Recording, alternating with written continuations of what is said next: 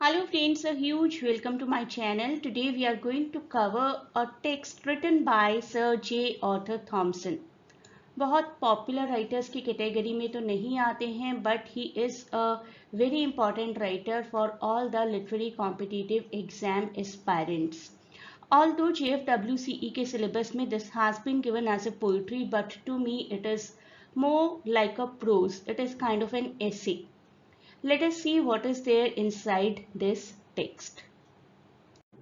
I'll suggest कि आप में से जो भी इस एग्जाम की प्रिपरेशन कर रहा है, मेरे इस टेलीग्राम चैनल को भी ज्वाइन कर लीजिए. You will get huge help here about your preparation and syllabus and other tips and tricks. These 7 PDFs are available at present and you can connect on this link to get all these PDFs. PDF 1 जिसमें novels की description है, novel के MCQs हैं एक PDF में, एक PDF में short stories की डिस्क्रिप्शन है और शॉर्ट स्टोरीज के MCQs हैं. इसके अलावा AC बॉक की हिस्ट्री की समरी है, ग्रामर जितनी भी आपको कॉम्पिटिटिव एग्जाम्स के लिए चाहिए, origins of English language by Joseph M. Williams, इसकी भी समरी है 94 पेजेस की. तो all these PDFs are available for your preparation. You can go for these. You need to connect on this given link. ये link मैं आपको description में भी प्रोवाइड करूंगी. इन प्लेलिस्ट्स की हेल्प से आप अपनी अच्छी प्रिपरेशन कर सकते हैं. एसेज को मैंने अभी ऐड नहीं किया है. Very soon I am going to add essays also. Novels काफ़ी कंप्लीट हो चुके हैं, शॉर्ट स्टोरीज नॉवेल्स पूरे कंप्लीट हो चुके हैं along with all the MCQs. Short stories complete हो चुके हैं. शॉर्ट स्टोरीज के MCQs अभी सबके नहीं हुए हैं. पोइट्री की मैंने शुरुआत की है आज. This will be the third poetry. 2 poetries are already there. History में AC बॉक कंप्लीट वीडियोस हैं और जोसेफ विलीस के भी हिस्ट्री के कंप्लीट वीडियोस हैं. आइए इन्हें जानते हैं as a writer. Sir Arthur John Arthur Thomson 1861 to 1933. Birth year death year जरूर याद रखिए, ये भी आ सकते हैं एग्जाम्स में. एक स्कॉटिश नेचुरलिस्ट थे, तो nationality can be A question. who's clearly written books on biology attempts to correlate science and religion led to wider public awareness. तो basically he was a person who belonged to science rather than literature, लेकिन science और literature को बहुत अच्छे से combine किया है. और सर ये टाइटल उनके साथ एसोसिएटेड है, knighthood. This is an official title given to British men who have performed some kind of extraordinary service. When someone receives a knighthood, they are formally addressed as sir. एक Indian writer भी रहे हैं रविंद्रनाथ टैगोर जी, जिन्हें sir का title दिया गया था by king George V इन 1915, लेकिन उन्होंने जलियांवाला बाग मैसेकर के बाद रिटर्न कर दिया था. It was a huge protest and a good protest by Tagore ji. चलिए वापस आते हैं अपने राइटर की तरफ. The donkey, sir J Arthur Thomson. These are the important works written by him. एक दो वर्क स्पेसिफिकली बायोलॉजी, ये आप ज़रूर याद रख लीजिए. Evolution of Sex, Evolution Sex 1914, Biology 1924. Biology इनका सबसे इम्पॉर्टेंट और काफ़ी पॉपुलर वर्क है और किस ईयर में उनको नाइटहुड प्रोवाइड किया गया था, ये भी एक इम्पॉर्टेंट फैक्ट है इनके बारे में, तो ये भी याद रखिए. तो ये सभी पॉइंट्स पॉज करके आराम से देखिए, नोट करिए, तब आगे बढ़िए. तो डोंकी के बारे में उन्होंने बात की है. In his exploration of the donkey he presents a different kind of perspective on this often misunderstood animal. उन्होंने कहा कि इस एनिमल को हमेशा एक मिसअंडरस्टैंडिंग ही मिली है. This is called to be very much unattractive, very dull, very sulky. और थॉमसन रिवील्स कि it is a lovable creature. Lovable है, पेक्यूलियर है, अफेक्शनेट है, क्लेवर है और फिलोसफिकल भी है. इन सब चीज़ों को वो किस तरीके से हमारे सामने प्रेजेंट करते हैं, यही हम देखेंगे इस वीडियो में.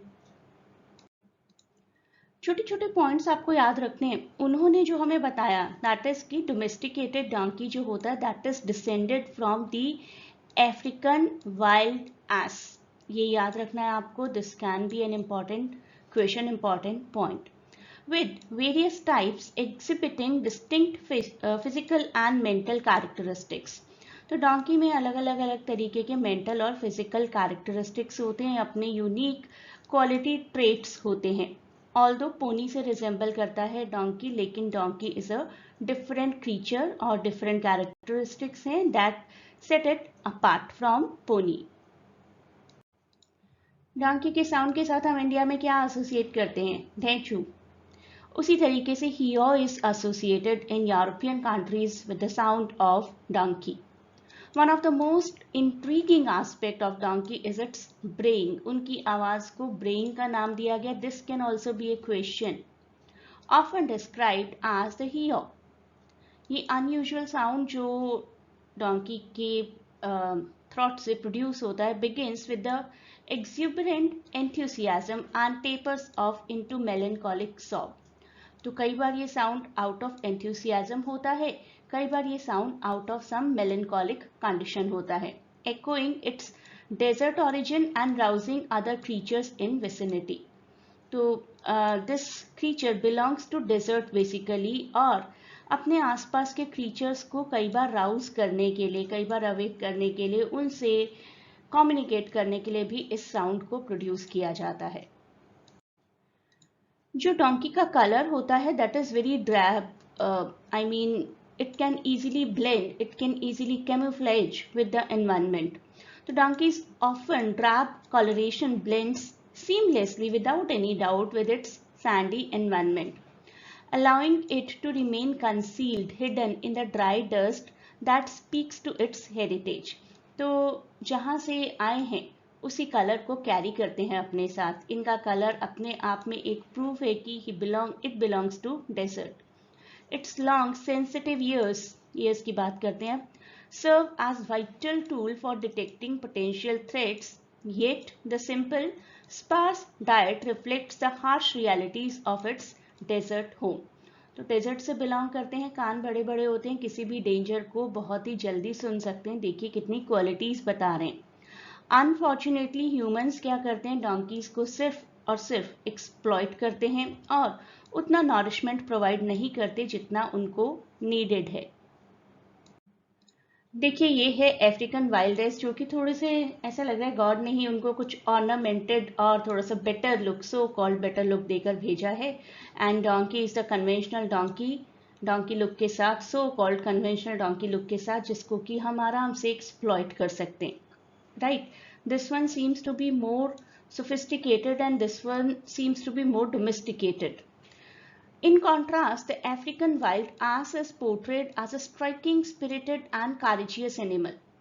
हिंदी में भी हम इंडिया में गधा वर्ड नहीं यूज कर देते हैं किसी के लिए भी जो हमें लगता है कि थोड़ा सा स्टूपिड पर्सन है या फिर एक ऐसा पर्सन जिसको आराम से भी फूल किया जा सकता है.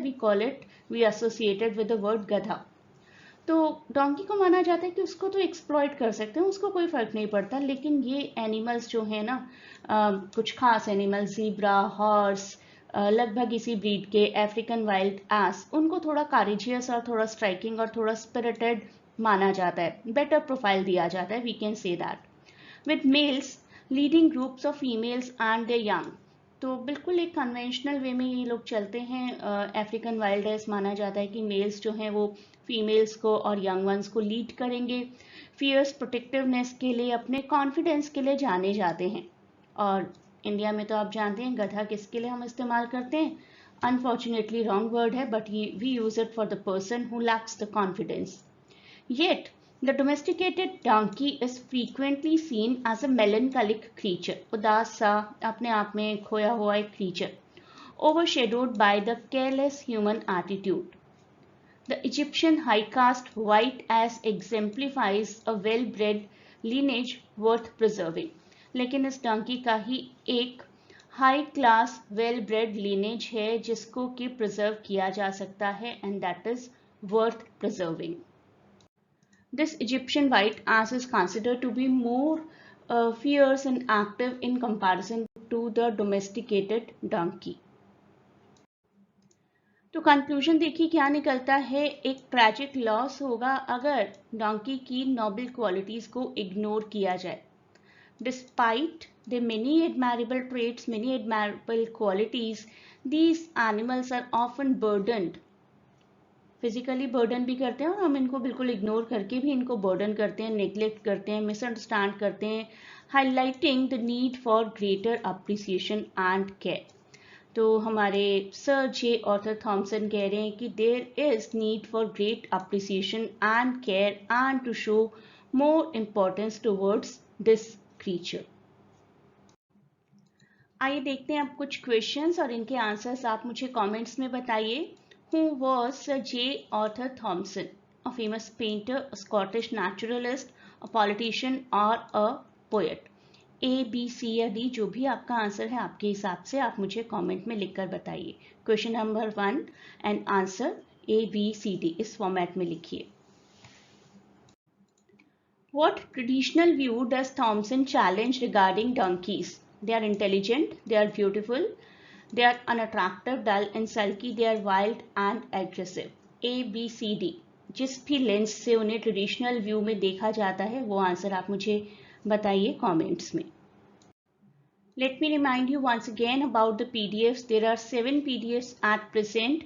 कुछ PDF डायरेक्टली आपके लिटरेचर सिलेबस से रिलेटेड हैं, जैसे कि नॉवेल की डिटेल और नॉवेल की एमसीक्यू, शॉर्ट स्टोरीज की डिटेल, शॉर्ट स्टोरीज की एमसीक्यूज, इसके अलावा एसी पॉक की हिस्ट्री, ग्रामर, जो भी किसी भी कॉम्पिटिटिव एग्जाम में आप अपियर करें this will help you out, and origin of English language, ये भी हिस्ट्री है। तो 2 हिस्ट्री की पीडीएफ्स अवेलेबल हैं आपके पास, 36 पेजेस, 94 पेजेस, 40 पेजेस, 23, 34, 17, 20। अभी भी आप अपनी स्टडी शुरुआत कर सकते हैं और काफ़ी अच्छा स्कोर कर सकते हैं अगर आप यहाँ से शुरू करें पढ़ना। इन वीडियोस को देखिए, पीडीएफ की हेल्प से सब कुछ रिवाइज करिए and you will really get good score. This is the Telegram link, जो आप ज्वाइन करेंगे तो आपको काफ़ी स्टडीज़ में हेल्प मिल जाएगी। यहाँ से इसको ज्वाइन करिए and you will really find it beneficial. A great good luck for your preparation and for the exam.